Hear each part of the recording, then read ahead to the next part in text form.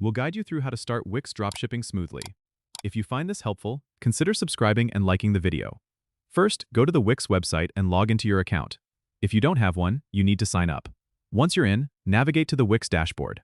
On the left side, click on Apps, and then select App Market. In the search bar, type Dropshipping, and you'll see various apps like Modalist and Spocket. Choose the one that suits your needs, click Add to Site, and follow the prompts to install it.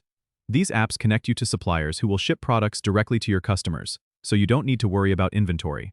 After installation, you need to set it up. Open the app from your Wix dashboard, and you'll see options to connect your Wix store to the dropshipping platform. You might have to create a separate account on the dropshipping app if required. Once connected, browse through the catalog of products. You can add products to your store by selecting them and clicking Add to Import List. Customize the product details like descriptions, prices, and images to match your branding. Then, push them to your Wix store. Make sure to set your store settings, such as shipping and tax preferences, under the Settings section on your Wix dashboard. It's important to test your store by making a test purchase to ensure everything's working smoothly.